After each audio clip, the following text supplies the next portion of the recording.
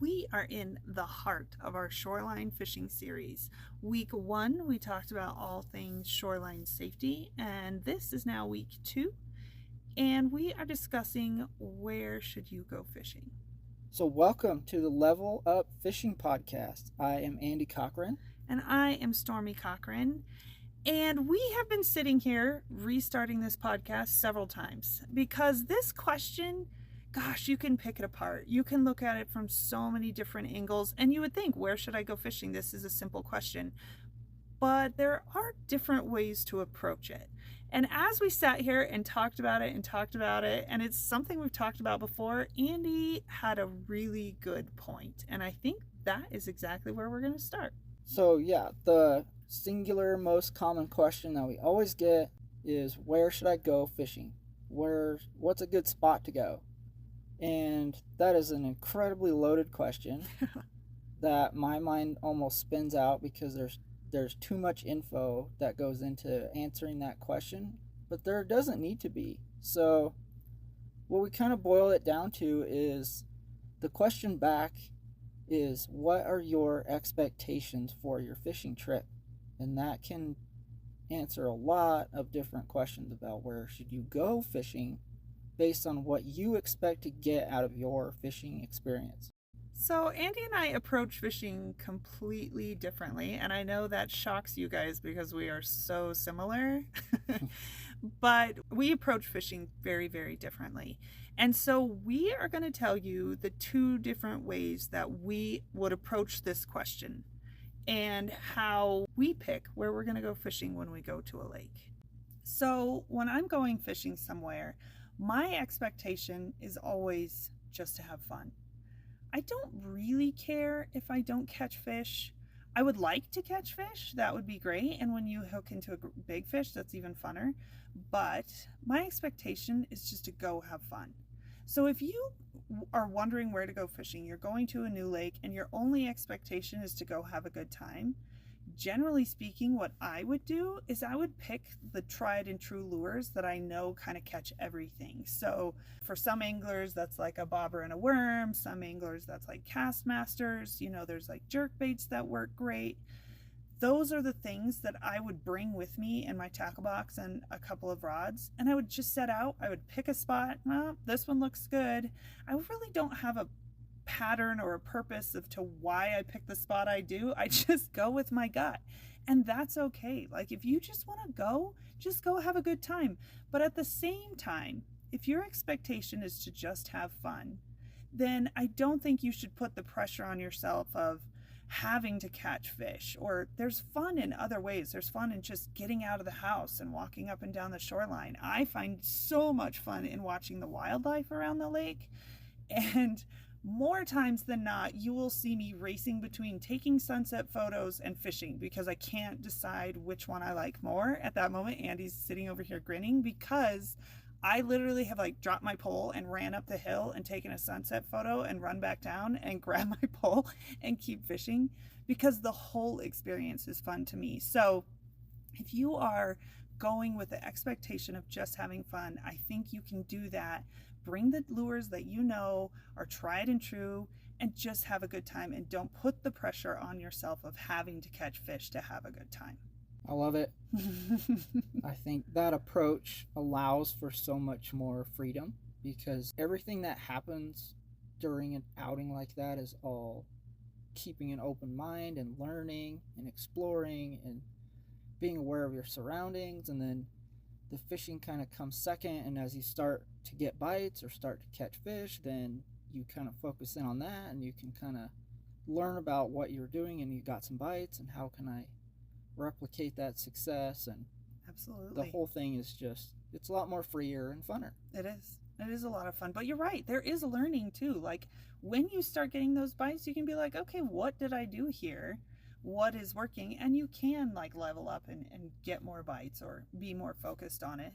But I think that's like a byproduct of the overall trip. Yeah. So there's that approach, which is great. And that's a great way to approach a new body of water. Just find a place that you can access, grab a couple lures that you know work, and just start casting and figure it out. Yeah. Now, if you want to, like she said, if you want to like level up from there, or if your expectations for a fishing trip are different, like when I go fishing most of the time, my expectation is to catch something, and it could be very specific species that I want to catch, or like if your expectation is to go and learn a new technique for a certain species or catch your limit of a certain species, then there's a lot more work that should go into researching the species and the body of water that you're going to so that you can pick a spot that will meet your expectations. So there's a little more pressure involved with that. The more you expect, the more work you need to put in. That's basically how it goes. So, researching your species versus the time of year you're going versus you got to look at what kind of habitat they prefer during the time of year and environmental conditions and what kind of cover is available in the lake that you're fishing that would attract that certain species. There's a lot more things involved when your expectations go up. And so for me, when I go to a certain body of water, and it's a good example of if it's a new body of water, then there's a lot more research that needs to be done, and there are kind of universal areas and bodies of water that hold different species throughout the year. And we do different courses and studies on these things, like researching contour maps and understanding underwater topography and how it affects fish movement and how fish set up. And we talk about transition points and how those can help you narrow down a pattern more quickly than just hitting a spot and going for it. So there's certain things like that that you can look at and research ahead of time to help you meet the expectation when you get to a new place and find a spot that you want to go fishing at. That is incredible. So how complicated or simple do you want it? What are your expectations?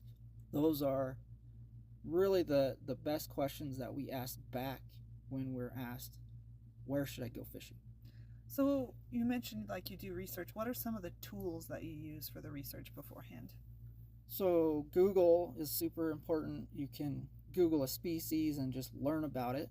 Just generally, when do they spawn? What kind of water temp do they prefer? Is there a certain like forage base that they prefer? That kind of stuff. So the more you know about what you're trying to catch, the better off you are as far as selecting lures and techniques go. And then habitat study, like do these fish prefer vertical vegetation? Do they prefer rocks? Do they want to live in very steep areas? Do they want to live on flat areas? There's the things like that that you can learn.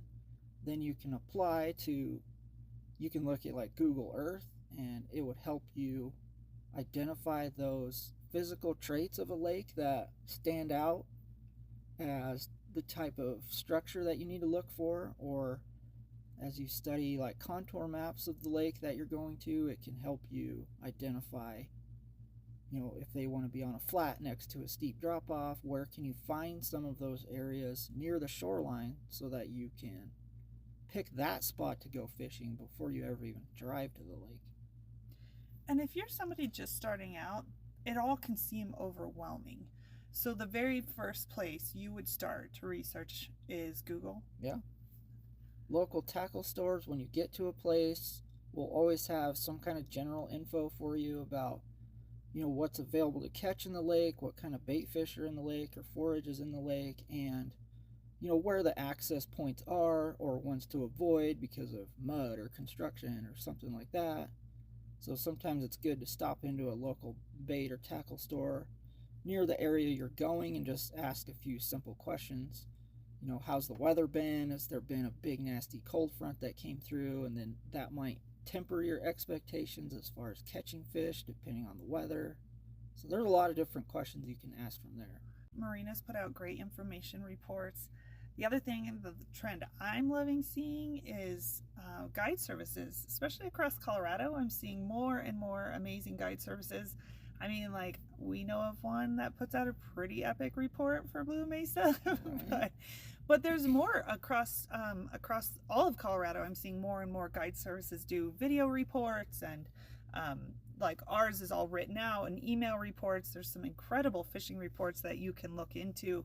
I'm sure you could just do a Google search and find some of them. Different guide services, check out their social media. There's a lot of different ways to do research. Yeah, and like those fishing reports, even though they are specific to a certain body of water, sometimes that helps you clue into what these different species of fish are doing seasonally, kind of across the board. And so you might be fishing a lake that doesn't have a marina, it doesn't have a tackle shop, it doesn't have a guide service, it has none of this local easy information.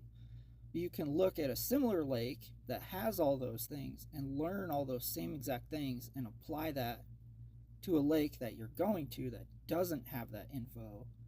Like if you're fishing for rainbow trout in the spring, what they're going to be doing is going to be really similar across pretty much all the mountain lakes for the next couple of months. So any of these reports are going to apply to a lot more bodies of water than just the one that has the report about it. That is a great point. That is, I was sitting here like, oh my goodness, that is so good. I always learn something talking to you. So that is a great point. So what are your expectations? I love that. I love that you said that when we were talking, because we've come at this from several different ways. And I really love the way you think about that of like, okay, where should I go fishing? Well, what are your expectations? I think that is such a great perspective. Yeah, so thank you for talking through that, because as you could tell, my brain spins in a billion different rabbit holes with that question, because there's so many questions to ask. But if that's not your expectation, then it's easy to get overwhelmed with all the options. And so you should approach it based on your expectations, and that'll help you out a ton on being prepared to have the best day of fishing that you expect to have. Yeah. And I think your expectations can change, because sometimes I go out and I'm like, I'm going to catch the world record perch or whatever, you know, and some days I go out and I'm just like, I just need 5 minutes of quiet. And it can change from body of water to body of water if I'm not knowing where I'm going to go. And I ask myself that. Blue Mesa has 96 miles of shoreline. So where am I going to go fishing today? And that's a great way to think of it, is what is my expectation? What do I need out of this trip to the lake? And so I think it works if you just ask that for every trip you go on, and not so much even just where should I go fishing, but what do I want from this trip? What are my expectations? So that might be my new favorite thing. You guys are probably going to see us just be like, what are your expectations for this trip right from here on out? So, well, thank you for joining us for another episode of the Level Up Fishing Podcast. And we will see you on the water.